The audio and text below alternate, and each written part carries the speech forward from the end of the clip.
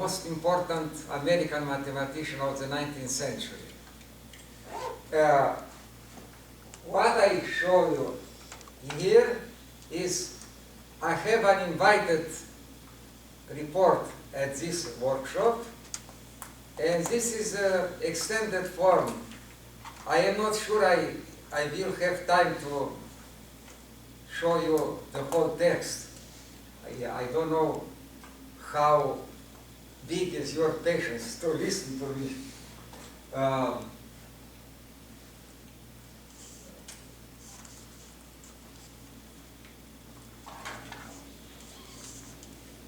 So, you see, the delicate point is the fact that the cognitive function of mathematics is under controversy. There is no general agreement about in what consists its cognitive function of mathematics, and if there is any. Why is the nature of the cognitive function of mathematics so controversial? I tell you why. Because the fundamental question, mathematics is about what? Remains with no generally accepted answer.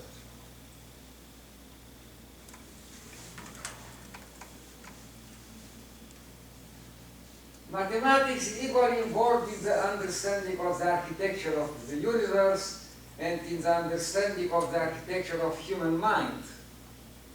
But its universality should not be interpreted in a dominating sense.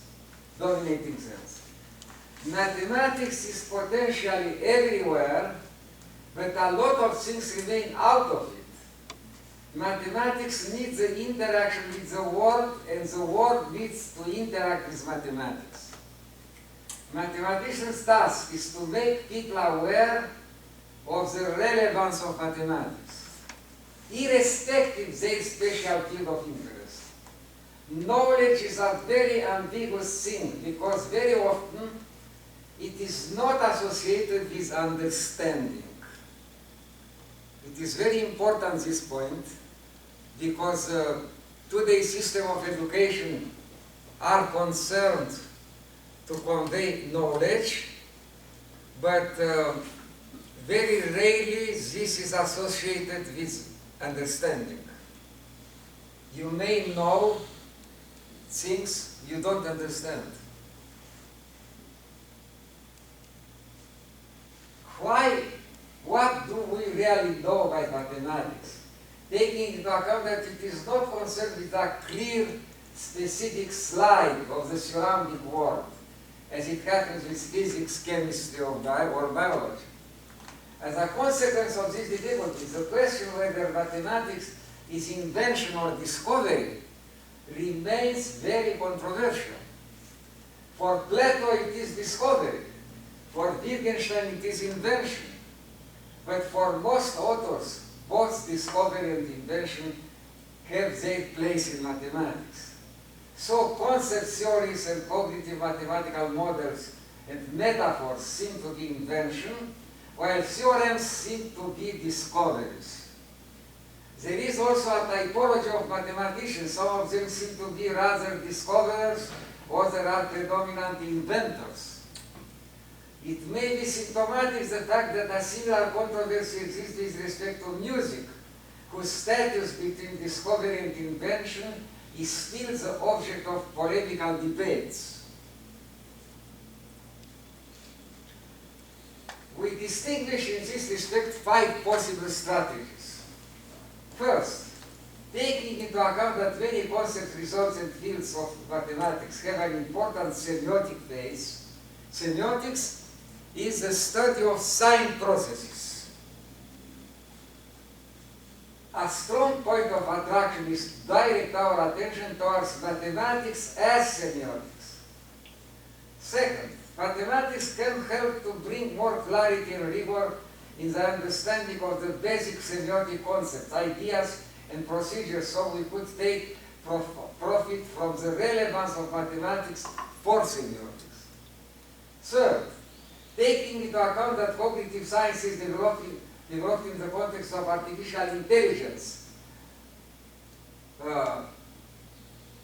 so they are strongly integrated with the spirit of computer science in their tool related to mathematics, observing, on the other hand, the semiotic weight of mathematics.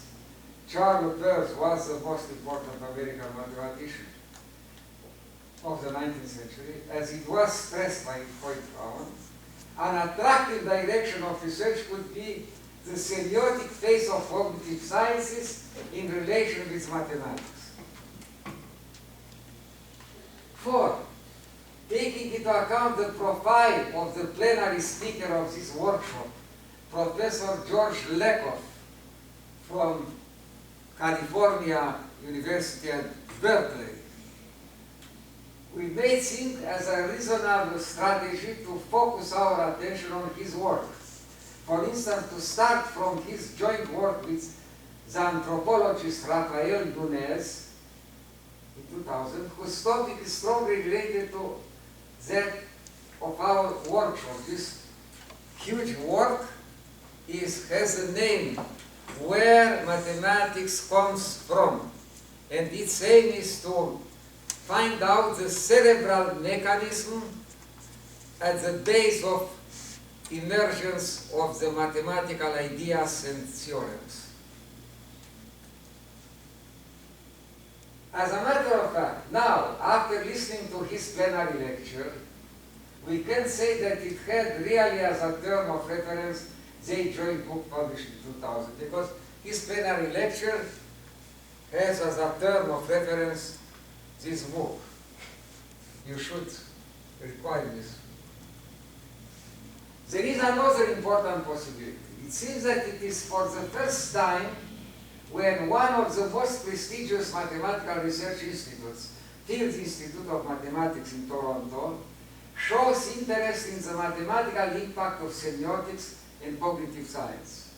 So, it is the first case when from the highest level of the world mathematics, mathematicians express their desire to understand what relevance could cognitive sciences and semiotics have for their field. And a similar question, and there were special sessions devoted to the interaction between computer science and semiotics, mainly in German. There is another important possibility. No. So, is it not our duty to not deceive mathematicians' expectations and to direct our main attention to the relevance of semiotics and of cognitive sciences for mathematics? This was my challenge to my colleagues. Now, after attending all lectures, because here is my final version, not exactly the initial report I gave.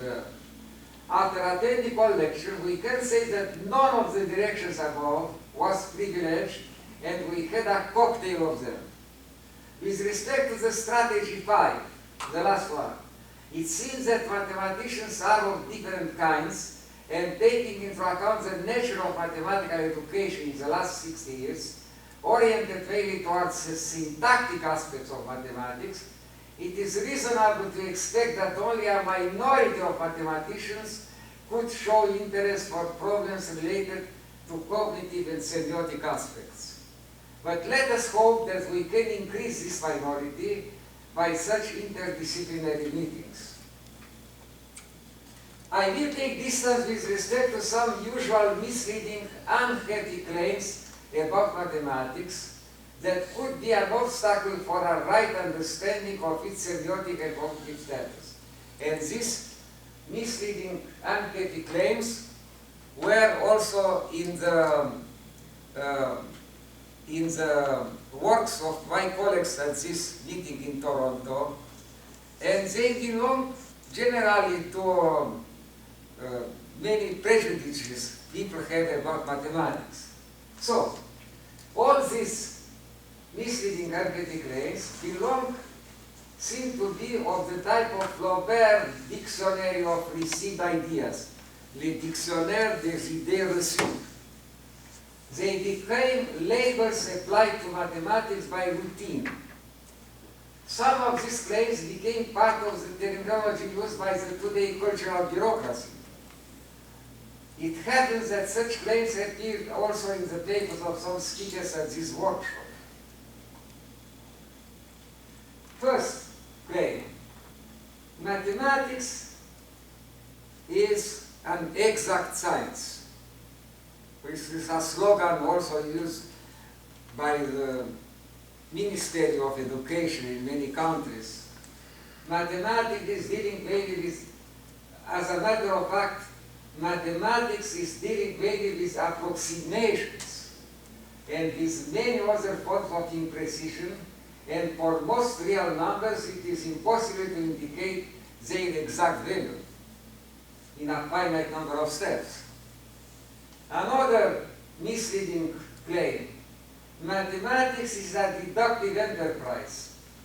Already in my second lecture on Friday, I brought a lot of arguments together with Paul Halbosch and other mathematicians against this claim, mathematics as a deductive enterprise.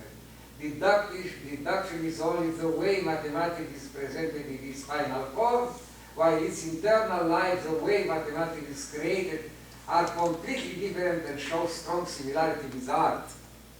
Third misleading claim, the confusion between mathematical and formal. The gap between them became clear with the Gödel incompleteness theorem. Fourth misleading claims, mathematics means calculations and is exclusively quantitative. Most people believe this. Modern mathematics is predominantly qualitative. It is concerned with structures, forms, patterns. Fifth misleading claim, mathematics is opposed to humanities. Greek mathematics is born as a sister of the literature. They had a common mother, old myths. For Pythagoras and Plato, mathematics was a spiritual enterprise, while for Kant and Goethe, it belonged to Geisteswissenschaft, science of the spirit.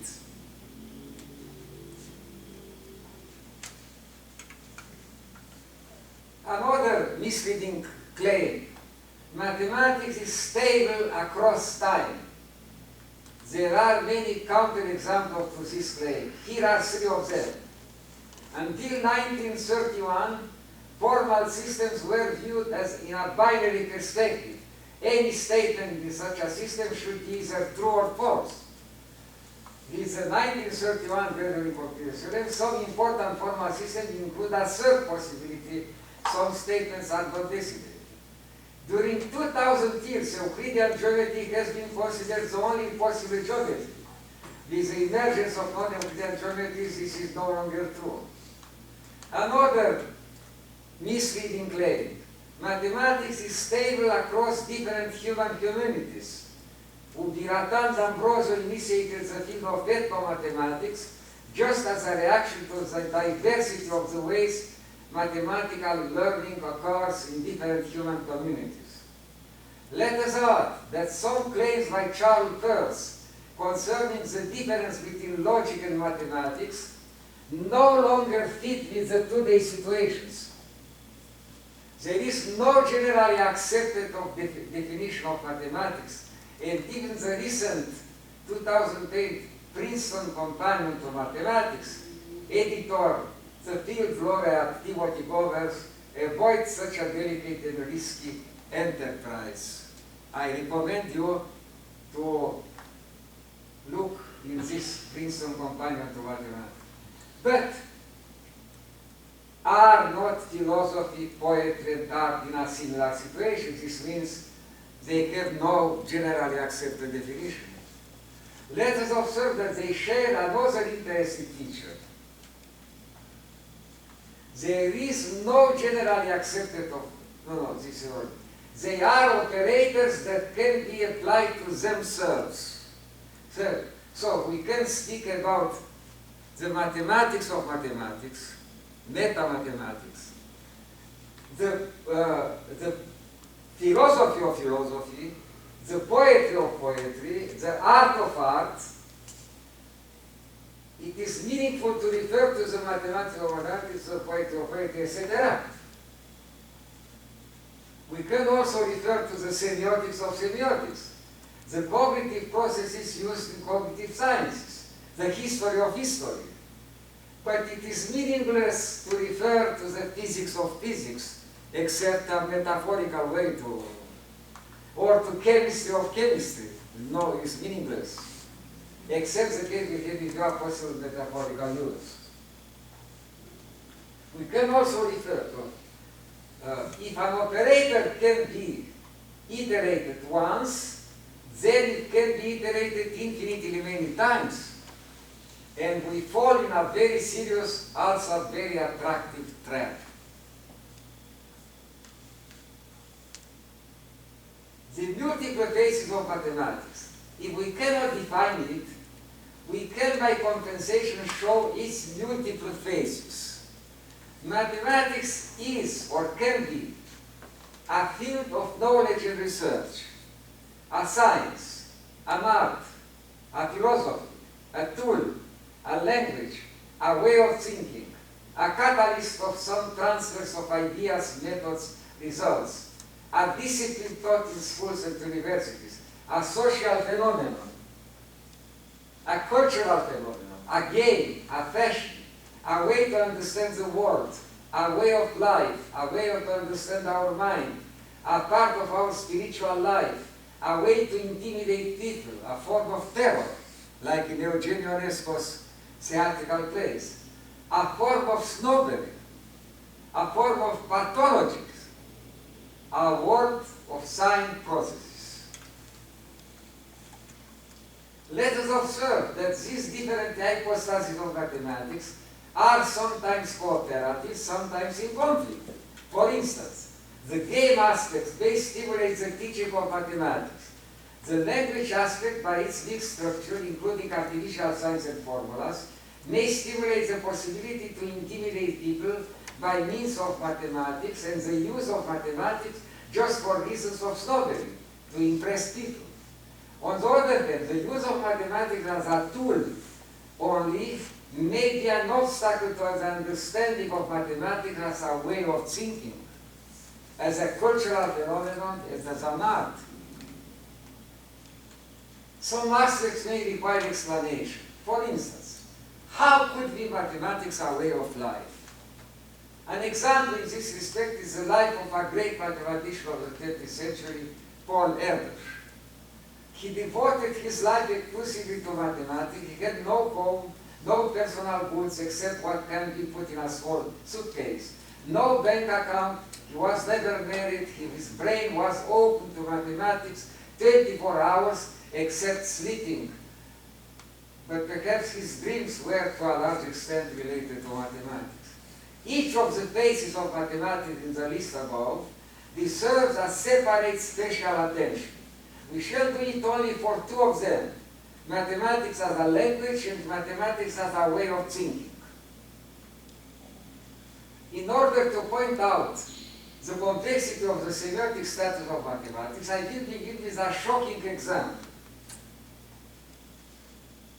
Most real numbers have no finite name. By most, I understand only irrational numbers, and it is known that they are the majority, because they form a compound of the set, while the rational form a compound.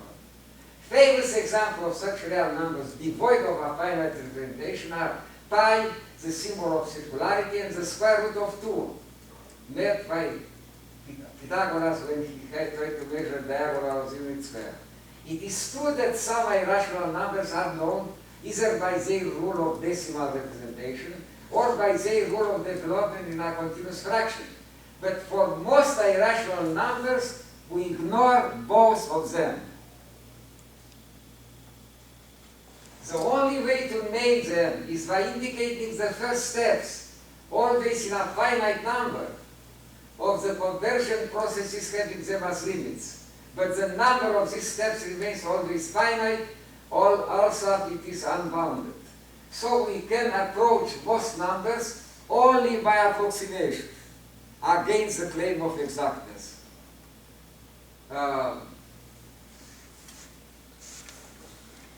This means by indexical signs that can be always improved but never leading to the exact value of the respective numbers. The world of real number is under a dramatic tension between infinity and finite. For most of them, the advantage of exactness is paid by the disadvantage of their infinite representation, while the advantage of their finite representation is paid by the disadvantage of their approximate nature. But even their infinite representation is only potential. We ignore the general term of the sequence of rational numbers converging to pi, but we can capture the nth term of its approximation as soon as we capture the previous term. Indeed, their semiotic similarities and differences between numbers and colors. Indeed, their semiotic status is the same. There are infinitely many colors, and as an unavoidable consequence, most of them have no finite name. The rainbow has infinitely many chromatic nuances, but we have words only for a few of them. If we use the alphanumerical codification of colors, then their isomorphism in the world of numbers becomes very clear. But if we have introduced the possibility to call colors by words or other expression of natural language, then some differences become important. Representation of numbers makes systematic use of indexical signs under the form of approximations. The names of colors in terms of expression of natural language are using both iconic and contiguous relations. We can call a color by the name of an object possessing it, orange, citron, etc. But human eye can capture only a very small number of colors with respect to the infinitely many colors that can be codified by alphanumerical symbols. So most colors have no name expressed by means of natural language. Most theorems, mathematical knowledge is predominantly of a global nature, what I said previously. Most theorems concerning real numbers are related to global aspects and only rarely to individual ones. For instance, the set of rational numbers is convex. The set of transcendental is unconvex. Most real numbers are normal in Borel sense. The set of prime numbers is infinite. In contrast with this result, we still don't know whether the Euler constant is or not rational, or at least algebraic, and we don't know whether the square root of 2 is a normal number. Only very late in 1844, it was found the first example of a class of transcendental numbers, U-Bill, and only in the 19th century it was established that E and pi are transcendental numbers. For enough large natural number n, we are not able to check whether it is prime or not in a reasonable interval of time. So most information we get about various classes of numbers is predominantly global. This discrepancy is valid in general in mathematics. Most real continuous functions in a real interval are differentiable in no point, but it has been very difficult to produce individual examples of such functions. It happens that the phenomenon which is predominant is intelligible but does not accept visual representations. We will distinguish mathematics as a language. It's 12 components. 12 components of the mathematical language. First, natural language in its written form. Second, natural numbers 0, 1, 2, etc. Third, elements of natural language used as artificial symbols, mainly letters of the Latin alphabet, also from the Greek alphabet, and the first letter of Hebrew. Fourth, also some new created words such as sinus, logarithm. 5. Symbols other than those previously specified, signs for set, union, intersection, inclusion, logical disjunction, construction, negation, piano, side, or belongs, etc. 6. Expressions, relations, formulas, equations formed by means of the previously specified elements. 7. Discrete pictorial representation, graphs, matrices, diagrams. 8. Continuous pictorial representation, called surfaces. 9. Computer programs, for instance, those used in some mathematical proofs. 10. Symbolic meta systems, for instance, the programmable language for printing text according to the Greek techne associated with the Latin texere, and its derivatives such as ANS and LaTeX, used for the printing of mathematical text. 11. The spoken component of mathematics, mainly used in teaching or to deliver lectures at various mathematical sessions. 12. Non-verbal semiotic means of mathematical communication, mainly having an auxiliary role in spoken mathematical communication. We observe the variety of these components, natural and artificial, written and spoken, visual and auditory, linear and multidimensional, discrete and continuous, computational and traditional, non-computational, simple and complex. Take into account the complexity of what we call the mathematical language, and mainly the double discrete continuous aspect and the double linear multidimensional aspect, we realize that we are faced with a science system going much beyond the linear sequential aspect of what is called usual language. Communication in mathematics requires the collaboration of a large variety of codes, a real polyphony, to use a musical metaphor proposed by Bakhtin for human communication. See Bakhtin's dialogic principle in Province of Dostoevsky's Poetics, etc. Taking into account the complexity of what we know, I take. To live, I quote from Bakhtin, to live means to participate in dialogue, to ask questions, to hear, to respond, to agree, and so forth. Mathematics, according to another metaphor, follows the scenario of a vertical montage proposed by Eisenstein for film. Mathematics, the mathematician Igor Shafarevich compared mathematics with an orchestra performing an infinite symphony.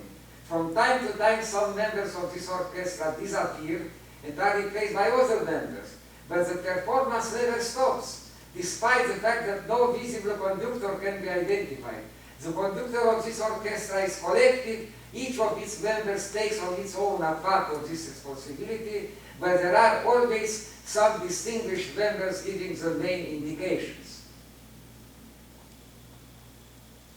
At the time of Euclid, the mathematical language was almost the same as ordinary language, but this tendency to transgress the linearity of the natural language and to reach the status of a more comprehensive, multidimensional science system was clear from the beginning. It was also clear from the beginning the need to use both discrete and continuous means. But as a matter of fact, such tendencies are for a long time visible also in the evolution of natural languages. Poetry also needs frameworks related to prosodic phenomena, leading to multidimensional aspects. The artificial component emerged gradually and became visible only beginning with the 17th century to reach its culminant period in the 20th century.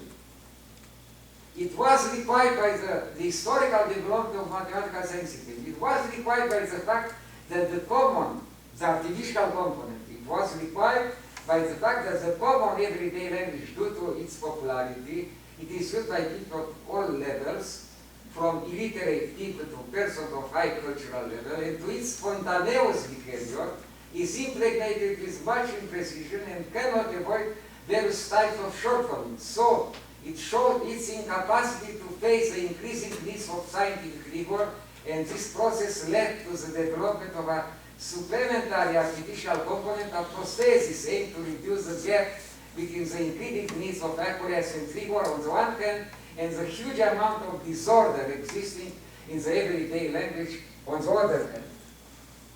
As a matter of fact, at some moment, end of the 19th century, even the artificial component became no longer sufficient in this respect, and a new level of rigor has been introduced in order to bridge the difficulties which enter in the logic of mathematical reasoning, the formalization, understood as the use of formal systems promoted initially by Hilbert in his approach to geometry, then by same author in his proof theory associated with the notion of formation.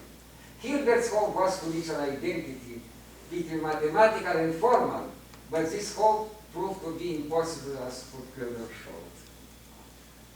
In a third step, the need to add some computational prosthesis became unavoidable in the last quarter of the 20th century with the increasing length of some mathematical proofs. This process led to the today's situation of incapacity to decide with certainty the validity of some proofs, such as in the case of the four-color theorem or in the case of Kepler conjecture. The use of some computer program as component of a mathematical proof involved delicate problems of meta-theoretic nature related to the possibility to check a computer program by another computer program. On the other hand, the new situation is strong contrast with the long tradition that a mathematical proof could have, besides its logical component, an empirical, experimental, physical component, raises many questions that we will have to face in the next decade. If 20 years ago the opposition to computer-aided proofs was strong among mathematicians, in the meantime this opposition decreased in the intensity, and there are voices according to which such proofs may have sometimes an advantage with respect to the traditional proofs. They could be more illuminating by pointing out better the structure of the proof. There is also the fact that such long proofs involve often a very large number of authors, each of them reaching the understanding of a small part. I spoke about these things in my lecture, one of my lectures Friday. Taking into account the heterogeneity of the components of the mathematical science system, we may ask to what extent are they cooperative and to what extent are they in conflict. For instance, initially the artificial component was introduced in order to supplement the action of the natural complement. The motivation was clearly cooperative. However, at some moment the proliferation of the artificial means went beyond some reasonable limits. Their expansion began to act at the expense of the natural component. This phenomenon can be observed in some of the today mathematical textbooks of children, where the proportion of words is strongly inferior to that of symbols, calculations, and formulas. The same gap can be observed in children's notebooks. However, it is clear that the first steps in learning mathematics need the alternative use of words and symbols, the way they complement each other, the capacity to move from symbols to words, and conversely. At this level, the meaning is expressed mainly by words, while the operational aspect needs symbols. For instance, the square of A plus B can be easily expressed both in words and in symbols. The cube can be expressed both in words and in symbols, but the former is less convenient and elegant than the later. As soon as the exponent is increasing, we realize how words become powerless and the symbolic way is more elegant, more expressive, and practical is only possible. But in order to explain this advantage of the symbols against words, in order to point out the perfect symmetry of the binomial development, we need again words. The word-symbols interplay is essential. Is there a controversial issue? Is the priority of the natural language component? Is there a hierarchy on importance of various components of the mathematical science system? Obviously, their diversity is related to the diversity of the human ways to approach the world: empirical and theoretical, linear and multidimensional, experimental and analytic, synthetic, atomistic, and holistic. All of them can be identified in today mathematics. The traditional belief in a mathematics consisting exclusively in logical deductions should be forgotten. However, some important issues are still controversial. For instance, what is the role of the natural language component? There is a claim that we think via words, even when we express in symbols and formulas. But not all mathematicians agree with this claim. An argument in favor of this claim could be the fact that the basic tool in the investigation of the syntax of the computer programming languages has been for a long time the formal generative grammars introduced by Noam Chomsky in the study of English.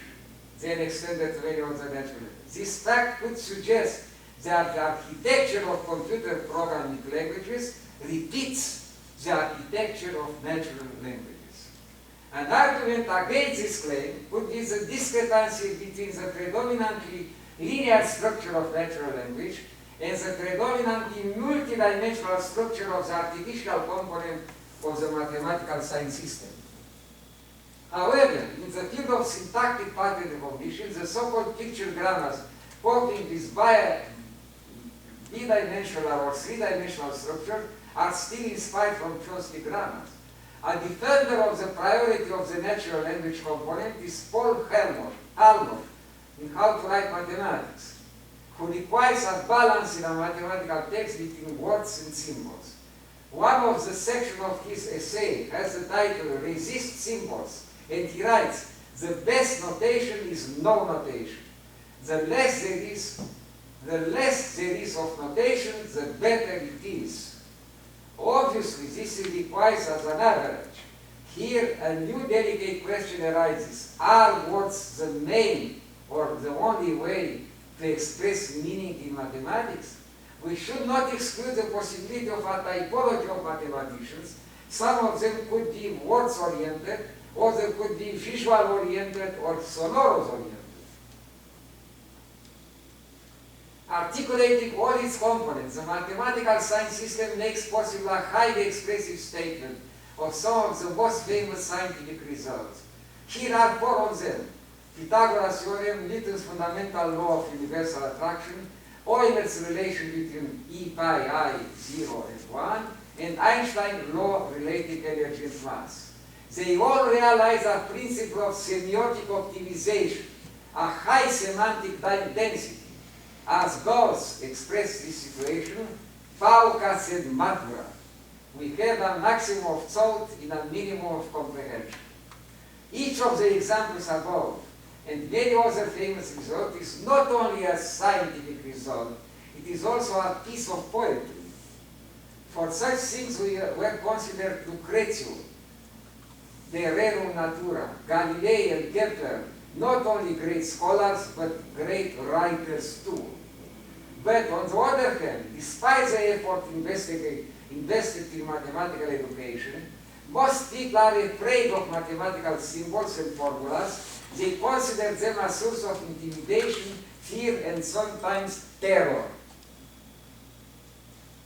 Goethe, in his talks with Eckermann, observes, Die Mathematiker sind eine Art Französen. Redet man zu ihnen, so übersetzen sie es in ihre Sprache, und dann ist also ganz anders. Mathematicians are like French people. You tell them something, they translate it in their language, and so things become totally different. Goethe is right. What makes a statement meaningful is for them something different from the way common people approach meaning. We will consider this problem in a subsequent section. For George Steiner and for Michel Henry, the mathematical language is a danger, a threat for the human language, the later being assimilated by them with the natural language. Many intellectuals coming from humanities consider the mathematical jargon as something opposed to our emotional life, and they tell with pride their negative attitude towards school mathematics. In this context, let us remind the whole story is told by Paul Hoffman, the story with the three famous mathematicians in the 40s of the past century, at that time, Paul Erdős, Shizuo Kaputani, and A.H. Stone. It happened that they had a mathematical controversy in a public place in 1941, and they were arrested because a policeman considered very strange this jargon, and they suspect them to be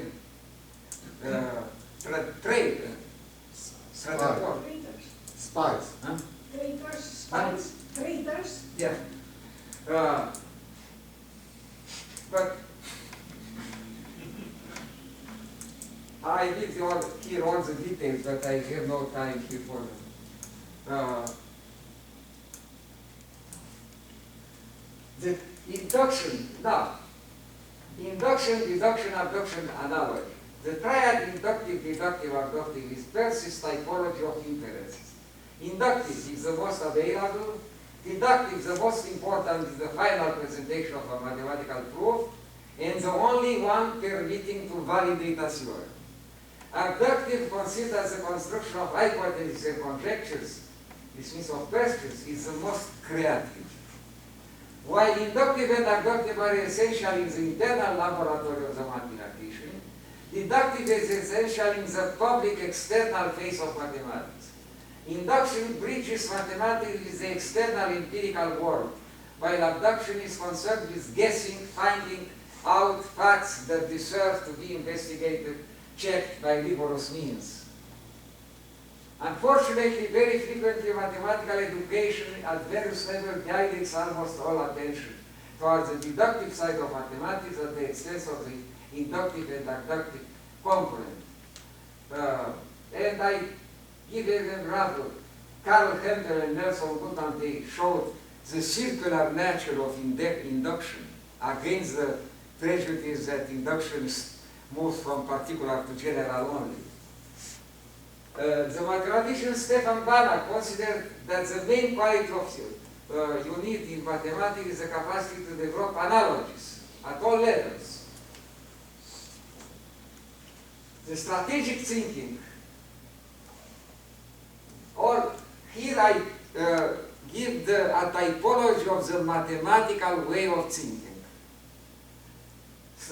Induction, deduction, abduction, analogy, now strategic, compensatory, generative. The strategic instinct got a full legitimacy with the emergence of game theory, beginning with the 5th decade of the 20th century. But we should associate with the strategic thinking the compensatory thinking, understood as the capacity to cope with conjugate pairs and with conjugate sets. A conjugate pair where A and B are some possible requirement is conjugate when, despite the apparent compatibility between A and B, each of them becomes possible only at the expense of the order. The nature of at the expense may be of a great variety. And I give example Heisenberg's uncertainty principle and Gödel's incompleteness theorem. Mathematics, science, life are full of conjugate pairs and of conjugate sets. Their philosophy is governed by the question, what is lost in some respect when something is obtained in another respect? The generative thinking emerged as supplement to the combinatorial thinking in connection with mathematical computer science and mathematical logic. Its source is in the combinatorial post-system and in Hilbert's formal system. With their further development, Turing machines, automata, formal grammars, etc. Their idea is to look for the type of competence behind a certain performance, under the form of a machine with a potentially infinite generative capacity. A binary part only of the activity of this machine is actualized. So the competence is usually potentially infinite, while the performance is unavoidably finite. Another types of mathematical way of thinking: binary, triadic, selective, combinatorial, discrete figures. The binary thinking seems to be the most primitive type of intelligence, expressing the capacity to distinguish a binary difference. Perhaps chronologically the first in the development of a baby, but there is a claim that 3 comes out together with 2. All 3 or 4 days, a baby, at 3 or 4 days, a baby can discriminate between collections of 2 and 3 items. This is a claim by Lakoff and Dunez. And it's very important because they make reference to data from neurology and from anthropology.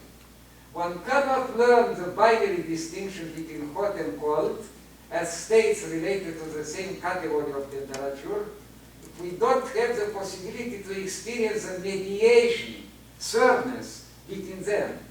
Spatial visualization and thinking are essential in geometry. Selective and combinatorial thinking should be understood as complementary.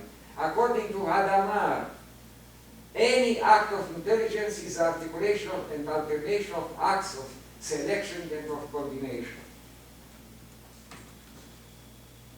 Jacobson sees combination on a horizontal axis while selections are on a vertical one. The former is the syntagmatic axis, the later the paradigm one.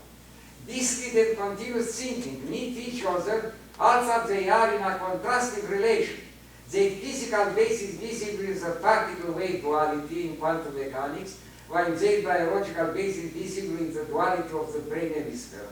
Discreteness at left, continuity at right. And also in the Cartesian mind-body duality leading Leibniz and Descartes to the first ideas of binary codification at the origin of today's computers and of what today is called the theory of dynamical systems. Discrete and continuous mathematics are today in a very complex interplay. Until the middle of the past century, continuous mathematics was more advanced than the discrete ones. But later, under the pressure of the emergence of the information computation paradigm, discrete mathematics developed very fast, together with this increasing interaction with continuous mathematics. Long time, no. Metaphorical thinking at the level of terminology and symbolism. Long time metaphor was considered incompatible with the requirements of rigor and preciseness of mathematics. This happened because it was seen only as a rhetorical procedure, such as this girl is a flower. However, the largest part of mathematical terminology is a result of some metaphorical processes using transfers from the ordinary language.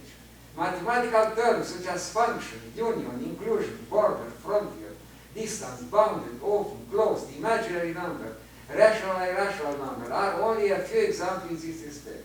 Similar metaphorical processes take place in the artificial component of the mathematical science system. The signs of union and of difference between two sets are metaphorical transfers of plus and minus between numbers, while the signs of disjunction and conjunction between two logical propositions are metaphorical transfers of union and intersection between sets.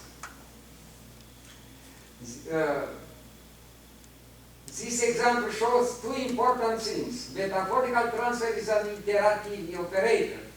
Here, from arithmetic to set theory and from set theory to propositional calculus.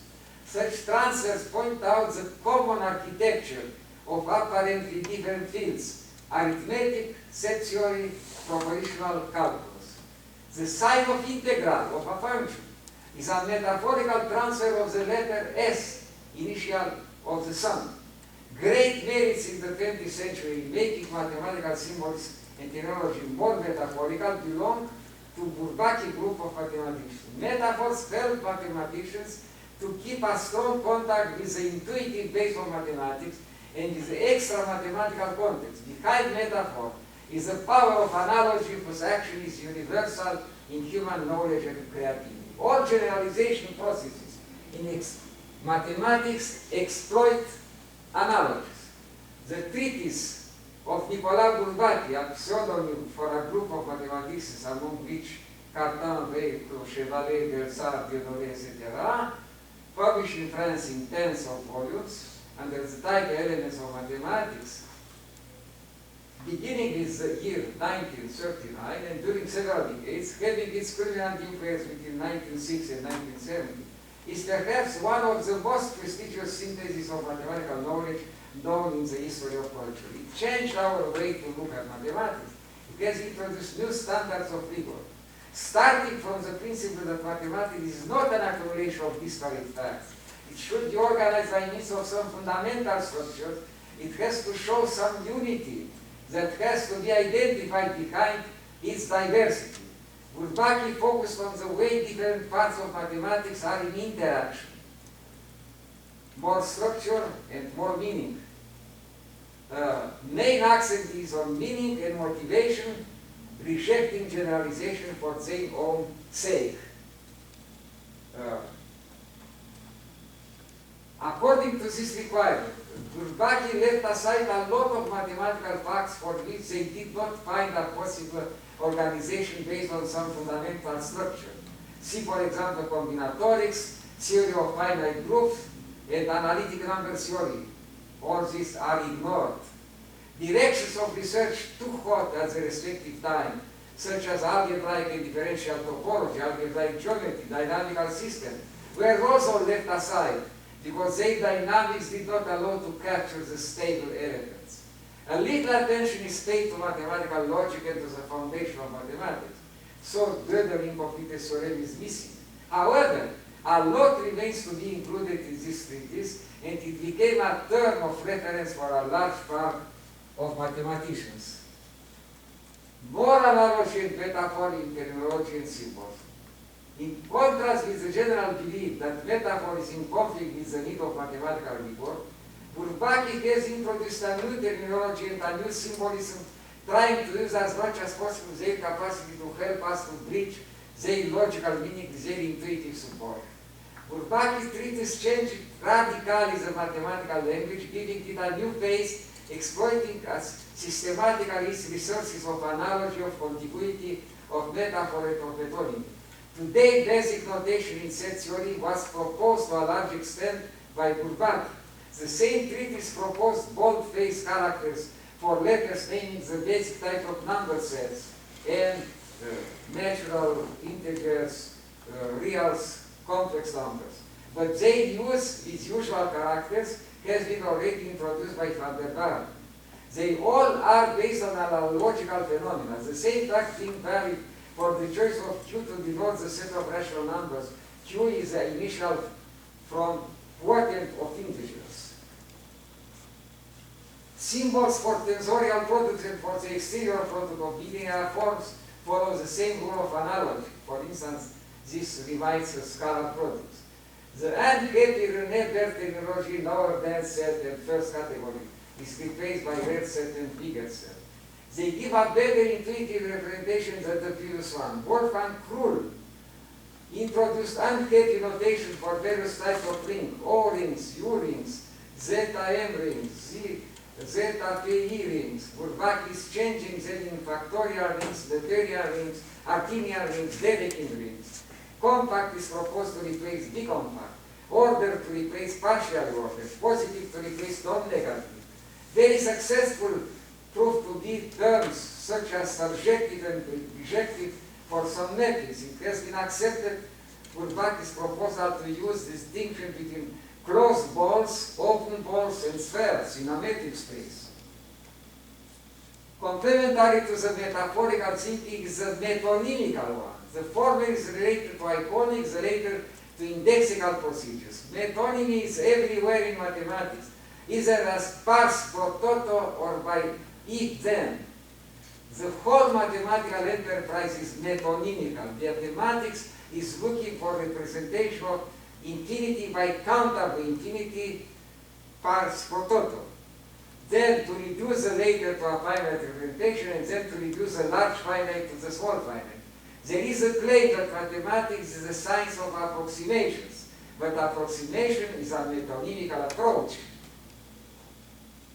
Both real numbers have essentially infinite representation, decimal or by continuous fractions, and we try to capture finite parts of them as large as possible. This process never stops. A famous example is the fight to capture the decimals of the number pi. This fight began with Archimedes and is stimulated today by the progress of computer performances and by clever procedures such as those found in the notebooks by Ramanujan. The other basic metonymy, if-then, is at the root of the deductive thinking. Essentially, the final presentation of mathematical proof. It is the main tool to validate a mathematical theorem. Paradoxes and self-reference. The evolution of human knowledge in the last 4 centuries knew 3 steps: mechanical, entropic, and self-organizing. The last one, including contemporary period, had a strong impact on mathematics. Classical logic, based on the principle of identity, non-contradiction, and excluded middle, has been translated in many respects. Paradox and antinomy, considered by Cantor and Russell as pathological phenomena, moved to the center of knowledge. And this happened toward the middle of the past century. Heisenberg, Gödel, von Neumann, cellular automata, linguistic relativism, the increasing role of self-reference in biology, in generative linguistics, in computer science, the general trend to weaken the subject-object distinction, and to stress their increasing circularity. The new way to look at paradoxes proposed by Watson and Barwise, their hypersets, is with sets such as there exists an infinite sequence of set A and bits where any term is included in the next term. Having Russell sets as a particular case changed the way to look at paradoxes and succeeded to point out their relevance in practical problems such as databases in computer science.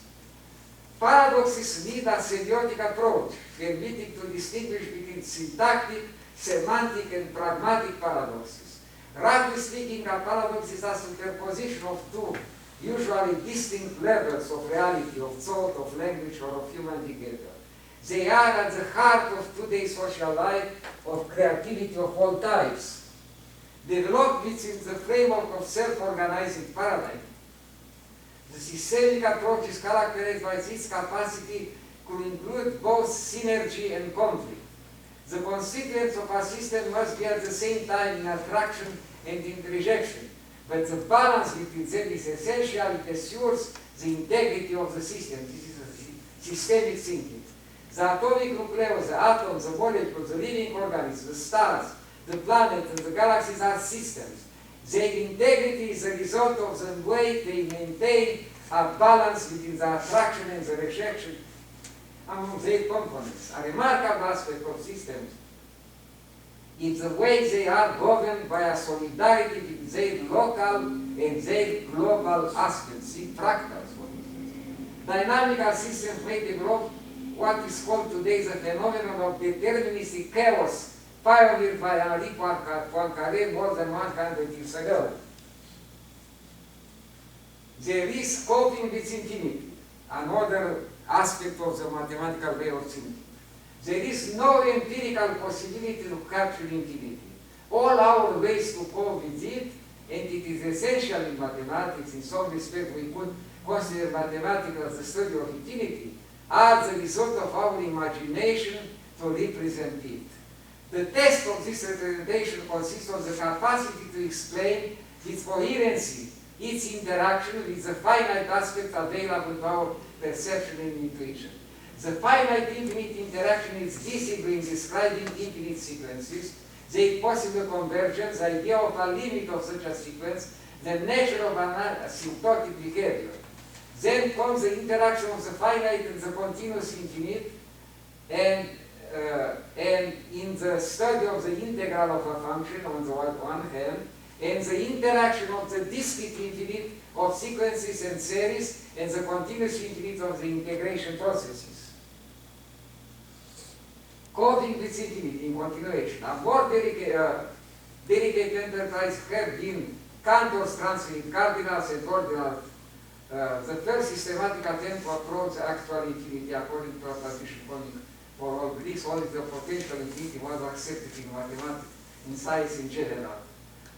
Cantor's theory, generating conflict with the Catholic Church, mainly because this theory does not accept the existence of the largest transfinite cardinal, but ultimately Cantor accepted beyond mathematics an absolute infinite under the pressure of Vatican, has been in the admiration of Dedekind and Hilbert, but rejected by Kronecker and Poincaré. You see that in mathematics there are many aspects which are not issues of yes or not. They are issues of interpretation, of where there is place of opinion. Usually people think that there is no place for opinion in mathematics. However, today Cantor's theory is generally accepted, also its importance for mathematics remains controversial, but its relevance for human knowledge and spirituality cannot be negated.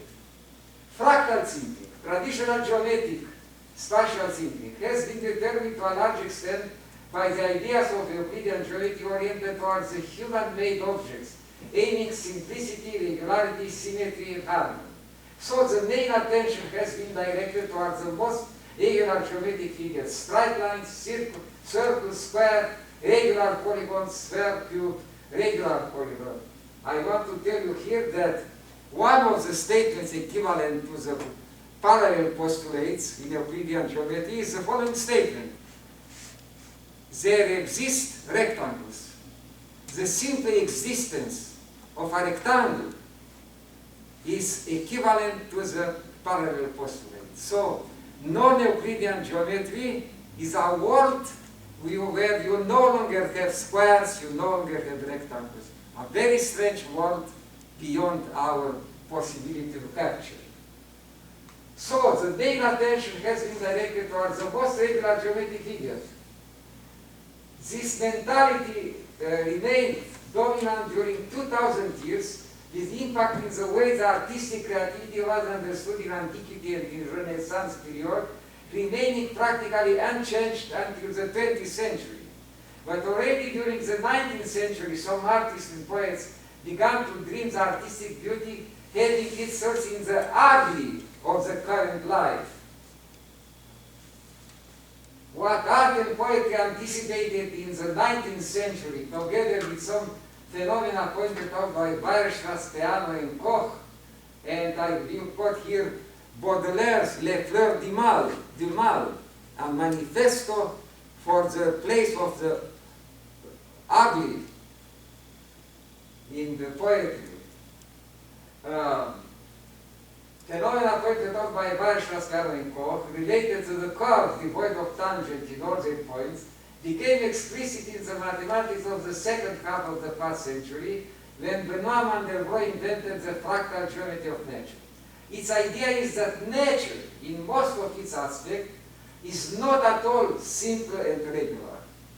Clouds, ocean coast, Brownian motion, snowflakes, mountains, rivers don't fit with the regular object of the traditional geometry. In celestial bodies, long time considered models of regularity, prove to be less regular than they supposed to be. How to approach this world of high complexity? The answer proposed by Mandelbrot is the notion of a fractal object. Such objects are obtained as limits of some asymptotic processes, starting with some regular figures. So they emerge from Euclidean objects, but after an infinite process, they become non-Euclidean. If the first steps of this process are visible objects and fit with the simplicity of traditional geometry, as soon as we go to the next steps, the new objects become less and less visible and regular. At the limit, we get completely invisible, however, perfectly intelligible objects, the fractal ones. What makes them very attractive is their inner hidden simplicity, in contrast with their outer complexity. In a fractal object, there is a remarkable phenomenon of self-similarity. It repeats at its different levels the same structure. As a matter of fact, everybody can test this fact looking carefully at the structure of a tree in the forest. When we refer to the universality, now another aspect of mathematical way of thinking, transdisciplinarity. When we refer to the universality of mathematics, we mean, among other things, its capacity to build bridges to any other field, be it scientific, technological, social, spiritual, or artistic. Among the different aspects of mathematics, we have considered its capacity to be a catalyst of transfer of methods, ideas, or results from one field to another one. Entropy was transferred from thermodynamics to social fields such as information and communication theory by means of its mathematical expression, including the logarithmic function. Let us accomplish one or more steps and ask whether mathematics could not allow us to go across a large number of heterogeneous fields by pointing out in this way a possible unexpected common denominator of them. The answer is affirmative. For instance, articulating results from different directions at very different historical moments, we may conjecture with high possibility that humans are logarithmic beings with respect to the surrounding nature. They have the tendency to slow its rhythms. In contrast, man's action via electronic computers is in most cases anti-logarithmic, It is exponential because for most important problems, the computational time to process a solution is exponential with respect to the size of the input. In these claims, we took in consideration the Weber-Fechner law, 19th century, telling that when a sequence of excitations goes in geometric progression, the corresponding sensations go in arithmetic progression. Some result in the past century, stating in the first half of the 20th century. The plausible conjecture according to which the biological organic time is a logarithmic function of the chronological time, while in the second half of the past century we learned about the experiments telling that the psychological subjective time could be a logarithmic function of the chronological time. In the same period, we learned the above-mentioned fact about the anti-logarithmic computational behavior of human beings. Another example of a phenomenon going across a lot of very heterogeneous disciplines is the itinerary of the idea of equilibrium, starting with Lagrange analytical mechanics, going further in physics with the remarkable phenomenon of thermodynamic equilibrium, moving further in biology, in sociology, in the study of strategic game, Nash equilibrium. Here, two mathematical tools serve as a catalyst. Transdisciplinarity has different aspects. Some of them, like those mentioned above, consist of various universal paradigms going across the quasi-totality of pure knowledge. A very interesting approach to transdisciplinarity inspired by quantum mechanics and aiming to bridge science and spirituality has been proposed by Basarab Nicolescu. If $3 are received by two, existential versus constructive mathematical thinking. If $3 are received by two persons, then there exists a person who received at least $2. But with no supplementary information, we cannot indicate effectively which of the persons received $2. This is a classical, simple example of existential in absence of constructive. Observe that this is the type of problems occurring frequently in semiotics and in fictional narratives, Borges literature, Umberto Eco's novels, where it happens that one vertex of the semiotic triangle, this means semiotic triangle, is a sign, the object, and the referent. Where it happens that one vector of the semiotic triangle is looking for the others or two corners. Others or two corners are, two corners are looking for the first one. Objects, the three vertices of the semiotic triangle. Look, if you have the word horse, you have the word horse, you have the animal horse, and you have the notion of a horse. This is a semiotic triangle, but extended to all situations. Objects are available to a child long before he is able to capture their interpretants, which is discovered gradually later. In mathematics, we have often the opposite itinerary, where some interpretant is looking for its object, or some sign is looking for its object in the interpretant. In detective stories, policemen are confronted with such situations. How to make effective an existential statement. See, for instance, Sherlock Holmes and the debates about his semiotic strategies in the book by Sidok and Eco. Already Leibniz made clear distinction between existential in ars inveniendi, displaying imagination, invasion, and axiomatization, and ars indicandi, oriented towards construction and decision. Scientific research is systematically in similar situations. Cantor's theorem asserting the existence of transcendental real numbers as a consequence of the fact that they form an uncountable non-empty set, says nothing about the way to capture a transcendental number. The latter enterprise has been realized by Neuville by completely different means. The mean value theorem by Lagrange in mathematical analysis asserts the existence of an intermediate value, making valid a certain relation, but it says nothing about how to determine, how to capture this value. There is a sign that something exists but we don't know how to capture this existent entity. This is a scenario expressing the existential versus constructive challenge. Another aspect of mathematical way of thinking, Platonist, Cernero, Brouwer. The explicit and systematic difference between the existential thinking and the constructive ones appeared only at the beginning of the 20th century in the works of Cernero, whose choice axiom is a typical existential statement far from a constructive one, and Neil Borel and Brouwer, the founder of intuitionism, an attempt towards a constructive mathematics. A simple example of non-constructive choice, where the need of Cernero's axiom is unavoidable, has been given by Bertrand Russell. Suppose you have infinitely many pairs of socks. How can you select one sock from each pair? Taking into account that in contrast with pairs of shoes, where the right shoe is different from the left one, there is no right-left difference for socks. So no rule of selection exists in this case. In some respect, constructivism is opposed to Platonism. Platonism in mathematics claims that mathematical objects exist as ideal entities independent of human experience. By contrast, constructivism asserts that mathematical objects exist only if they can be constructed.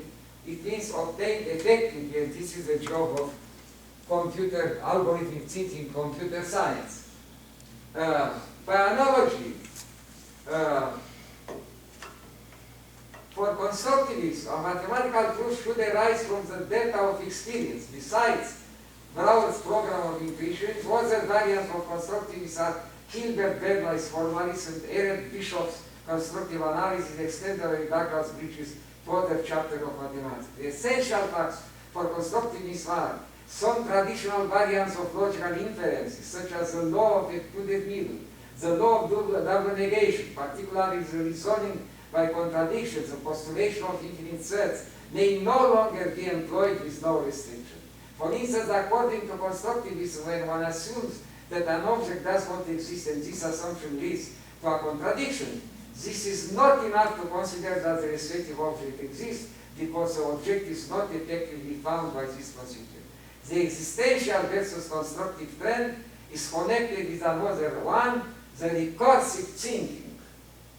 Recursive thinking, one of the most important way of mathematical thinking. We could begin with a joke proposed by Moise, a Romanian mathematician, in order to illustrate the recursive thinking. Every man has right to a glass of wine, but after drinking it, you become another man. This is a procedure used in 89 by Giuseppe Teano in his axiomatic description of natural numbers. A systematic and rigorous development of Teano's arithmetic in a broader context has been proposed by Bertrand Russell and Whitehead in Re Principia Mathematica. A recursive or inductive definition of an object consists in defining it in terms of itself. So in a recursive definition of a function, f, the values of f for some inputs are defined in terms of the values of f for some other inputs. For instance, the set n of natural numbers can be organized by means of a function associated to any natural number, its successor. Accepting first that the set n of natural numbers is not empty, there exists a natural number, let be it 1, then by requiring that n is a small set including 1, and such that if n is in n, then the successor n is in n. This is a modification of Teano's proposal, but respecting his main idea. Going back to Moise's joke, he assumes implicitly, but with self-irony, that he already took profit of a first glass of wine, the first step, the base case. Then he asserts that after every glass of wine, the next glass comes, the second step, the inductive clause, after which the minimalist condition leads to the sequence of all natural numbers as codification of all glasses of wine for which the considered person has right.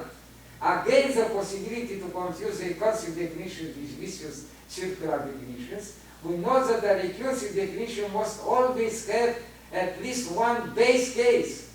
This means a case that satisfies the definition without being defined in terms of the definition itself. In contrast, a circular definition may have no base case. Recursive thinking is strongly related to the next crucial, important mathematical way of thinking called the algorithmic way of thinking.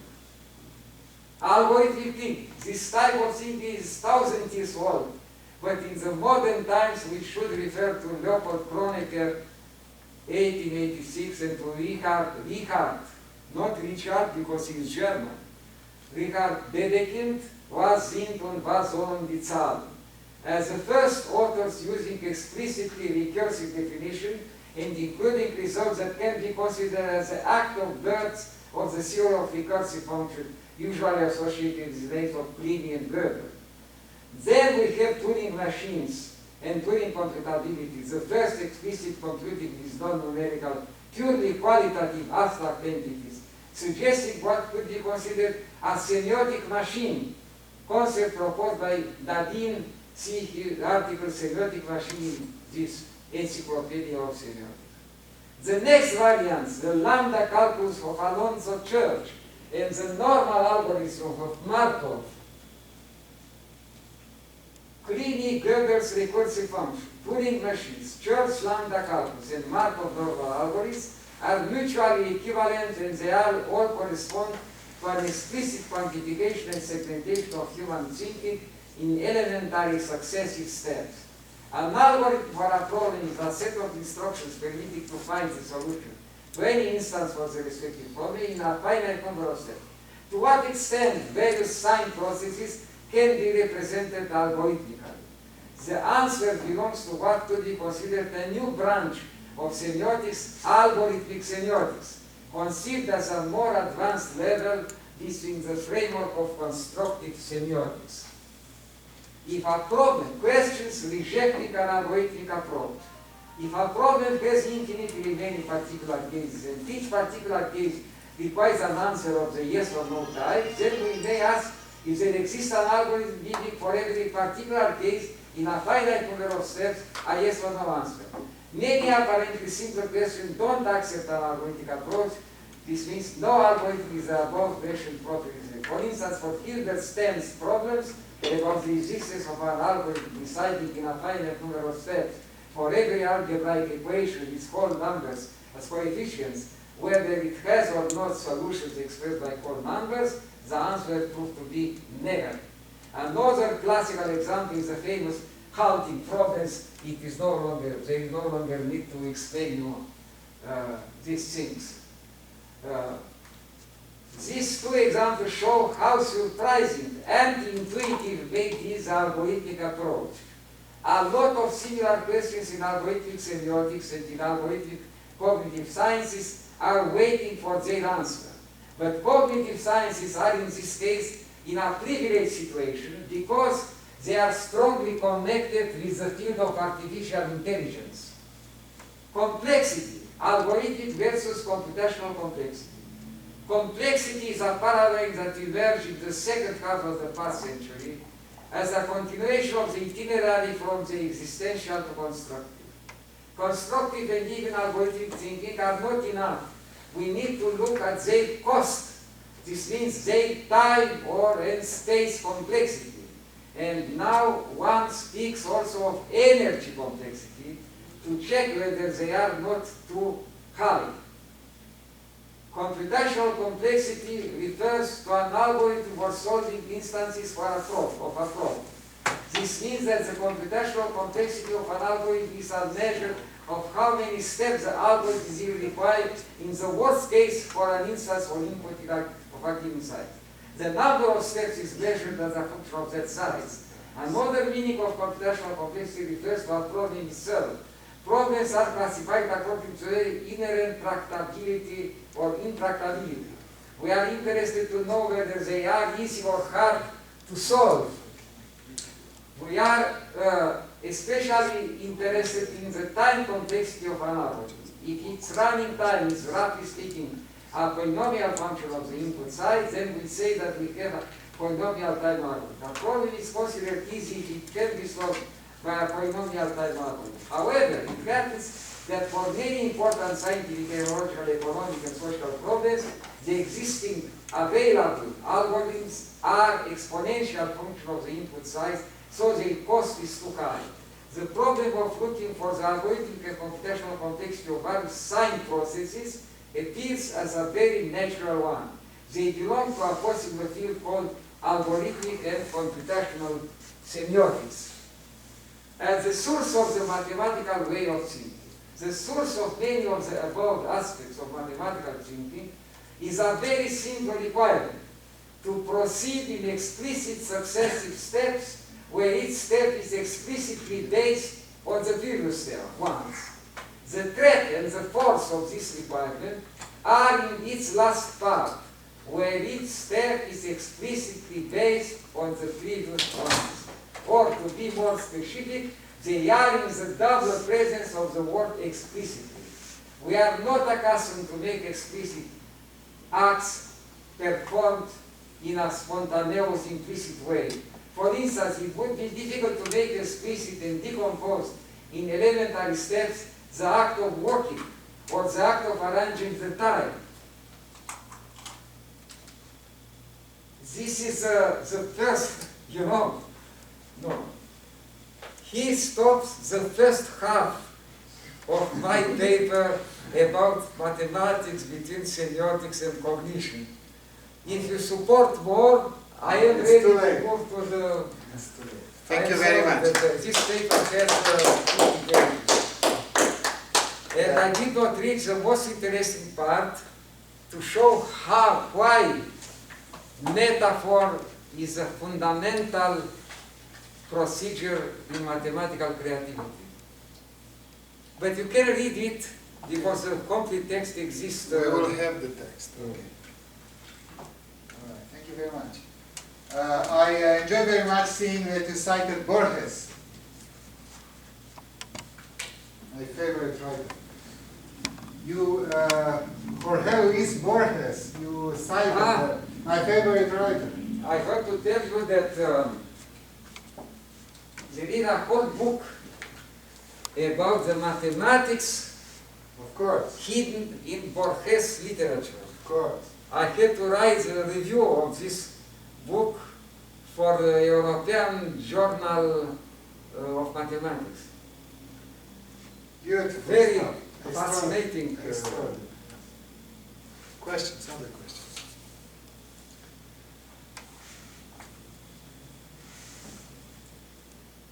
No? All right. Thank you very much again. Thank you.